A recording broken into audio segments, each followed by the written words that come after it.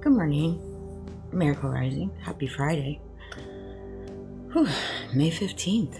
Golly, it's just flying by. It really is.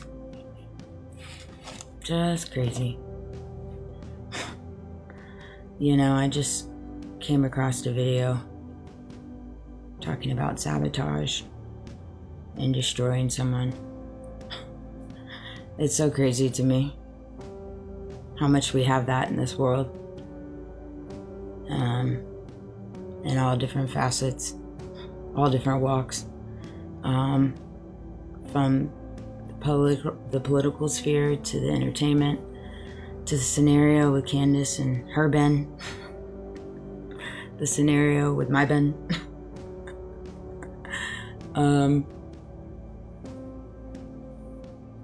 It's just crazy, and it truly is. It boils down to a desire to have money, power, greed, and the desire to be right when you know you're wrong. That's the irony in it all.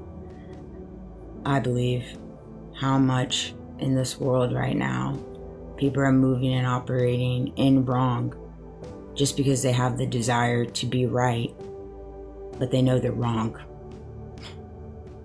And yet in their methodical thinking and their beliefs, in their feelings and their emotions, they've somehow conjured up a thought process where they think that it is okay to sabotage and to destroy someone in the dark, in the back.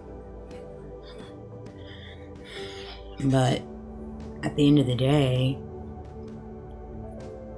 when you go into the world, no matter who you are, no matter how much power you carry, no matter how much money you have, no matter what your connections are, what your affiliations are, what party you're affiliated with, what side of the aisle you're on, it doesn't withstand the truth, because the truth is when you attack someone, you sabotage someone, you try to destroy someone, there's nothing good in that. Nothing good. And when nothing good is in a particular scenario or an action, nothing good is going to come out of it. Nothing good is going to come out of it. I mean, that's just common sense. It should be. But for some reason, for many, it's not. That's just something they're going to have to figure out.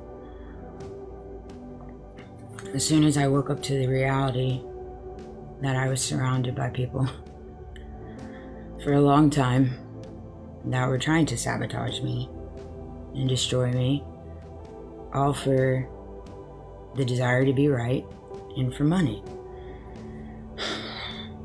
For money. A big portion of this is money.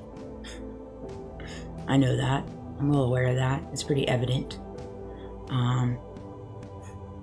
And I find it to be comical because I've never been somebody that runs on money. So the fact that people have went out of their way to sabotage me and destroy me for money, I find it to be very unique. I find it to be half backwards. Because it never really bothered me in the essence of the money portion of it. Because I'm like, take the money. Have the money. I want you to have it. I'm more disappointed and indifferent at the way that people have taken it, how far they've taken it, in reference to what they're willing to do. These are people I've known my whole life. Friends I've known my whole life. Community I've lived in my whole life. The government that I've supported. The law enforcement, the military, everything. And so it's one of those things, you kind of wake up to it and you're like, wow, it really puts things in perspective of knowing where you fall on the food chain. And so it's one of those things. You try, I think that you learn to walk through particular seasons of life meant to destroy you, meant to sabotage you, meant to take you out of this world. And when you learn that you're walking through particular seasons like this, because in different ways we all walk through seasons like this. There was a season in my life where I even was self-sabotaging myself. I own that 100%. When you surround yourself by particular people because you're trying to be validated, you're trying to find worthiness, and you're looking to gain these things from people that are not willing to give it to you, nor do they have validation or worthiness within themselves. So how are they going to give that to you? How are they going to give that to you? And so you find yourself in these scenarios where you want to self-soothe. You go into your internal thought process, and you try to figure out the why.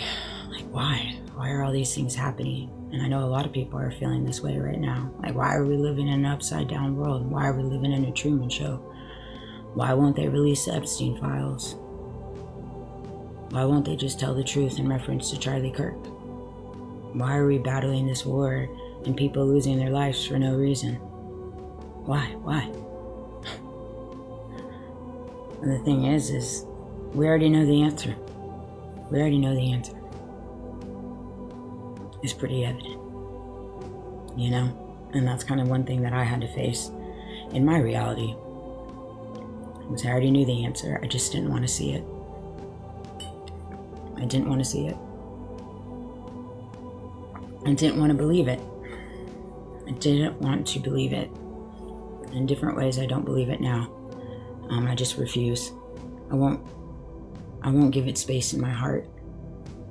I refuse. My heart's too precious.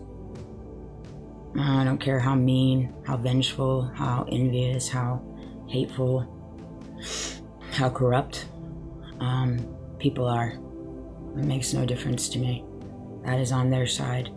I am not going to wear that darkness that they're deflecting onto you. It's your free will if you wear it. If people choose to walk in the dark, if people choose to sabotage, if people choose to do really nasty things, that is their choice. And you can't wear it. You have to rise above it. And don't allow it to harden your heart.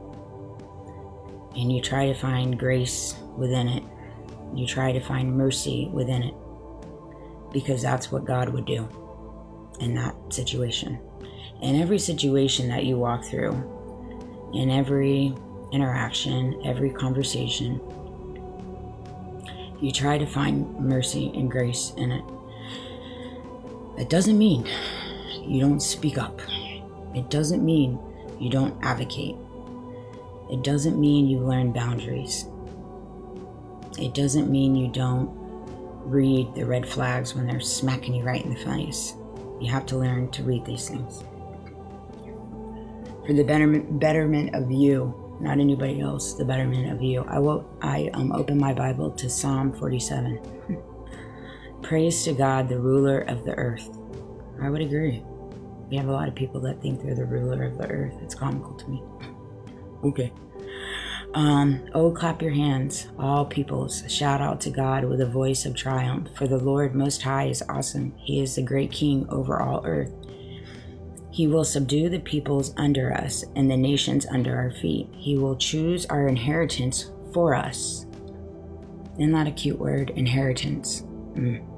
The excellence of Jacob, whom he loves. God has gone up with a shout, the Lord with the sound of the trumpet. Inheritance. It's not anybody else's job to decide our fate, our inheritance. People classify inheritance with